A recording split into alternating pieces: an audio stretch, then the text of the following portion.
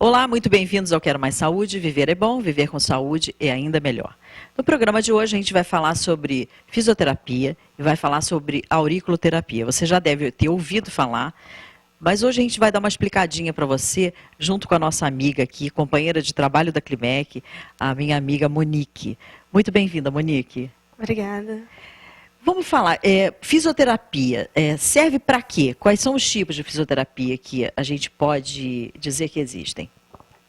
Fisioterapia ela abrange uma grande área, né, da medicina, porque ela pode trabalhar tanto com ortopedia, como com neuro, traumato, ginecologia, dermatologia, né, a parte de estética. Todas as áreas da medicina, né, tradicional, a fisioterapia está incluída para fazer um trabalho de reabilitação. Como é que começou o teu caminho pela auriculoterapia? Vamos explicar o que é a auriculoterapia e vamos ver como é que foi esse seu processo de conhecimento da auriculoterapia. A auriculoterapia é mais uma parte do tratamento médico, né, junto com a fisioterapia. Você diz assim, complementar, é isso? Isso, um tratamento complementar. Ela trata todas as áreas da saúde, né? Qualquer problema, ela pode atuar. Então, às vezes, eu trabalho com a fisioterapia numa tendinite. E, às vezes, a causa daquela tendinite vem do fígado.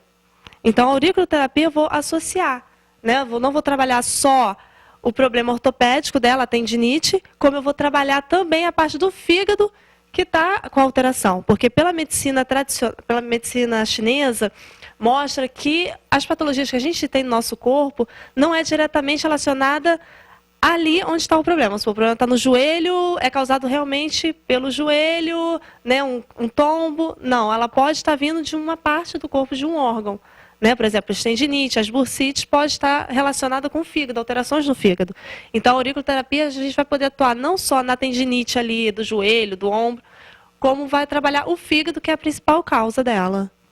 Mas a pessoa precisa, por exemplo, se o problema for no fígado, fazer uma dieta específica enquanto faz o tratamento? Algum tipo de desintoxicação? Não, não precisa, porque a própria aurículo vai fazer esse papel, vai desintoxicar e vai organizar o fígado. Quando a gente vê que realmente está com algum problema sério no fígado, alguma alteração séria no fígado, aí encaminha para o médico para fazer um acompanhamento também. Mas normalmente, às vezes, uma alteração leve já causa um grande transtorno no todo o organismo da pessoa. Mas, por exemplo, se o problema é no fígado, o fígado dói, ele apresenta que dano à pessoa para ela procurar o tratamento? Não, o fígado nem sempre dói. Né? Esse que é o perigo, né? Esse que é o perigo. Né? Normalmente ele começa a aparecer em outras partes do corpo, como eu falei. Às vezes está começando a ter uma alteração, aí começa a ter tendinite que não melhora, que nunca trata daqui, trata dali, não melhora a tendinite, né? E depois, quando está se agravando, é que começa a dar mal-estar, dor de cabeça, né? Aí começa a sentir dor, mas quando está num quadro mais avançado. No início, ela começa só a agir, atingir o próprio organismo, né? Com as inflamações. E aí você aplica agulhinhas? São agulhinhas que são aplicadas na orelha? Pode ser agulha, cristal ou semente, né? Esferas também. Aí vai depender da pessoa que estiver sendo aplicado. Existe gente que morre de medo de agulha, né? Então, às vezes, a pessoa escolhe a semente ou os cristais porque tem medo da agulha? Tem muitas pessoas que têm medo de agulha, né? Não consegue nem ouvir falar. Aí a gente opta pelo cristal ou pelas sementes. Existe uma diferença de tempo de tratamento em cada um desses quesitos? Tanto faz com a agulha, com a semente ou o cristal? É a mesma coisa. Sendo que a agulha, você coloca a agulha e fica com ela o tempo todo, não precisa mexer, não precisa tocar. O cristal e a semente, para ter o efeito, você tem que estar toda hora apertando a região, para poder estimular o ponto. A agulha não precisa. Então, é uma diferença. Se a pessoa está com a agulha, o tratamento vai ser ótimo, né? Não precisa mexer. Agora, o cristal e a semente vai depender do tocar da pessoa, da estimulação que ela vai fazendo. Se fizer a estimulação correta, o tempo todo ir lá, apertar o cristal ou a semente, o efeito vai ser o mesmo. Agora, se não apertar, não faz efeito. Eu me lembro, não sei se foi com você que eu entrevistei, que tinha uma orelha, né, desenhada, né, no consultório. Eu até botei o microfone na orelha, lembra disso? Então, assim, a orelha, na verdade, é um feto, né, de cabeça para baixo. Essa aqui é o corpinho, essa aqui é a cabecinha. Isso. Então, assim, quando você fala em fígado, existe uma parte específica que vai nos mostrar que ali é o fígado e que é ali que tem que ser trabalhado. Isso, né? Como você falou, nossa orelha, a medicina chinesa vê essa parte. A nossa orelha, ela, olhando bem, parece um feto de cabeça para baixo. Então, de acordo com a região, né? Se a gente pensar no feto, é o ponto que vai ser estimulado. Normalmente o fígado fica nessa região aqui. Tanto que, se a pessoa tiver alteração no fígado, normalmente, quando a gente aperta, a pessoa sente uma dor, né? Se a gente apertar a orelha, vai sentir a pressão, mas na região que estiver comprometida, vai sentir dor, vai sentir dolorido. Então, às vezes, pela avaliação, a gente já vê onde está o problema, né? Pelas perguntas que vai sendo feita, e ao apertar, a gente vai perceber que realmente está ali a alteração. Tanto dói como pode ficar a região, né, na orelha pode estar vermelha, pode estar mais aumentada. Isso tudo vai ajudar a gente a diagnosticar. Como é que você faz a anamnese desse paciente? Ele chega com uma reclamação que às vezes não é a específica, não é a verdadeira, né? Ele chega com várias coisas assim, eu estou desconfiado não tenho me sentido bem com alguma coisa. Como é que você faz essa anamnese? A anamnese na auriculoterapia, ela é bem detalhada, tá? A gente não só pergunta a história do problema, qual é o problema, né, o que está sentindo, as doenças, não. A gente também pergunta coisas que, quando a pessoa vê, acha, mas por que ela está perguntando isso? Não tem nada a ver, mas é muito importante. Como por exemplo, o sono, se a pessoa tem insônia ou não, né? O suor, se soa mais as mãos, os pés, isso tudo vai identificar aonde está o problema. Se sente muito frio, muito calor, né? Por exemplo, quem sente muito calor, normalmente pode estar com alteração em fígado, né? Quem sente muito frio já pode ter alteração em baço, né? A urina, a gente pergunta, as fezes, a gente pergunta. Tudo isso a urina tem a ver com o quê, por exemplo? Aonde que a gente consegue detectar que está com problema urinário, por exemplo? Não, no caso da urina, né? A urina em si ela já mostra pela coloração, pelo cheiro, né? Dependendo da cor que tiver, do cheiro que tiver, você pode estar com uma alteração não só ali na região mesmo, né, na urina em si, mas na bexiga, nos rins, né, pode estar com alteração. Né? A gente também pergunta, vamos supor, se a pessoa tem muito medo, se a pessoa é muito depressiva. Pessoa muito depressiva pode estar com alguma alteração em pulmão, né, ou que tem muita alergia, tem a ver com o pulmão. Pessoa que sente, como eu falei, muito frio, já é o baço, muito medo, já pode estar com alguma alteração em rins. Interessante isso, né? E a pessoa, ela te responde isso, mas meio desconfiada, né? Normalmente a pessoa fica olhando. O fisioterapeuta está querendo saber da minha vida, não é? Quando vai fazer realmente a anamnese, a pessoa acha estranho. Nossa, mas por quê? E ao mesmo tempo, no final da anamnese, acha até que a gente é bruxa.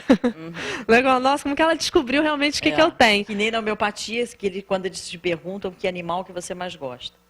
Né? Verdade, isso tudo vai mostrar onde que está o problema principal, porque normalmente a medicina tradicional, ela olha ali o problema. Eu estou com dor no joelho, eu vou avaliar o joelho, né? Vou fazer exame do joelho, vou avaliar o joelho, mas não vê a causa. Por que ela começou com aquele problema no joelho? O que causou? Por que aquele problema não melhora? Não, só olha o joelho. Já a medicina chinesa, não. Eles olham o todo da pessoa. Está com problema no joelho, mas vão ver o corpo todo. Por que está com aquele problema no joelho? Né? Por exemplo, mulher normalmente sente muita dor no joelho, pode ser hormonal, né? Dá inflamação, né? Faz exames, tem inflamação, tem desgaste, mas às vezes não é nada daquilo, é hormonal. É só fazer o tratamento hormonal, a dor no joelho passa. Entendeu? Então a medicina chinesa vai ver isso, vai avaliar todo o corpo da pessoa para descobrir a causa. Então vai trabalhar a causa, não o problema em si só, mas o que está causando. Eu sei que a pergunta que eu vou fazer é difícil, assim, quanto tempo de tratamento? Depende muito do estágio da doença também, né? Mas o que você precisa, assim, para começar o tratamento, de quantas sessões você precisa? Normalmente a gente começa toda semana, no mínimo 10, né? Faz toda semana. Quando a pessoa... o tempo certo é difícil, né? Estipular, porque depende, como você falou, depende muito de cada pessoa. Né? E do esforço da pessoa também para se tratar. Também, né? E do grau. Né? Então, normalmente a gente começa fazendo toda semana. Né? Coloca os pontos numa semana, na semana seguinte a gente troca. né? Aqueles pontos, vai trocando de orelha e vai trocando os pontos. Quando vê que a pessoa já está se sentindo bem, né? Aqueles sintomas que ela chegou relatando não está sentindo mais, a gente começa a fazer de 15 em 15 dias até parar. Até que tudo se normalize, toda a dor vai embora. Isso, não está mais sentindo, aí para. Por exemplo, num problema de coluna grave, né, que é a hérnia de disco, tem como a gente tratar pela auriculoterapia também? Tem, é muito bom. Tem como tratar sim, até porque, como eu falei, não é a hérnia de disco em si, mas vai trabalhar todo o corpo. Então, alivia muito os sintomas da hérnia. Não vai posicionar a hérnia no lugar, né? Isso não tem como, é só cirúrgico, né? Mas alivia muito os sintomas, né? A dormência, que normalmente a pessoa sente muita dormência, vai melhorar, né? Vai relaxar a musculatura. Então, é realmente um tratamento complementar. Quando você estava falando da anamnese, por exemplo, na hérnia de disco, a gente percebe no consultório que é sempre uma tração de ódio, né? Às vezes a pessoa está numa conjunção de ódio contra si mesma e por isso a hérnia de hiato aparece. Essa hérnia de disco, aliás. Então, na tua anamnese, você pergunta se acontecia alguma coisa absolutamente frustrante ou que desencadeou algum processo de raiva na pessoa? Normalmente a gente pergunta qual o sentimento que mais prevalece na pessoa. Né? Se a pessoa relata raiva, a gente tenta descobrir o porquê daquela raiva. E realmente, quando a pessoa tem muita raiva, ela logo joga a atenção toda para a musculatura, principalmente a musculatura da coluna. Então tem grande chance de ter hérnia de disco. E aí, quando a gente pensa na coluna, a gente pensa como eixo, né? E se a gente realmente está fora do eixo, é óbvio que essa coluna vai se sentir pressionada de uma maneira que ela não possa se cuidar e se manter. Verdade. Então é por isso que há o atrito e há a dor, e até uma possibilidade e uma necessidade até de uma cirurgia, né? É o que eu falo, a coluna, ela, como você falou, é o eixo do nosso corpo. Ela que aguenta todo o nosso corpo. É uma estrutura fina, sensível e que suporta a nossa cabeça, nossos braços, nossas pernas. Então, se ela tiver com desequilíbrio, né, ou muscular ou articular, vai ter problemas sérios. E coluna é mais complicado para se tratar. A coluna tem a ver com o peso da gente? Ela pode doer se a gente tiver com sobrepeso? Tanto com sobrepeso como peso abaixo também. Tá? Se a pessoa tiver, é o que eu sempre falo, 1 quilo acima do seu peso normal, já afeta a coluna. Né? A nossa coluna está preparada para aquele tipo de peso, por isso que tem o peso ideal para cada pessoa, né? De acordo com a altura.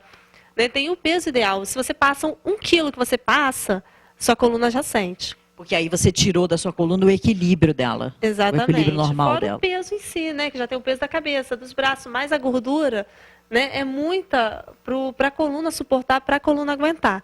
Né? E abaixo do peso, como eu falei, também por não estabilizar bem a coluna. Você abaixo do peso, a sua coluna fica instável. Não tem tanto músculo, gordura para segurar ela. Então, nem acima, nem abaixo é legal. A gente tem que tentar manter o peso ideal para a nossa coluna ficar legal. Não só manter o peso ideal, como a postura ideal também. Sobre dores de cabeça, tem como tratar na auriculoterapia também? Ou uma enxaqueca, por exemplo? Tem vários pontos que a gente pode trabalhar a dor de cabeça e melhora muito. Tem um resultado muito bom para a dor de cabeça. Né? A gente, como eu falei, a gente vai buscar a causa. A dor de cabeça não é apenas uma dor de cabeça. Mas o que está causando essa dor de cabeça? Qual é a causa? Na aurícula a gente vai identificar e vai tratar a causa. Então, às vezes, a pessoa está com enxaqueca que nada melhora, toma remédio e está sempre com enxaqueca. Mas por que daquela enxaqueca? Né? Então, a aurículo, né, com a medicina chinesa, a gente vai descobrir de onde está vindo e vai tratar. Aí o resultado é muito bom. Eu tenho que ir para um breve intervalo e a gente volta já já, tá bom? Eu volto já já, vou para um breve intervalo e volto daqui a pouquinho aqui com o Monique falando sobre fisioterapia e auriculoterapia. Até já.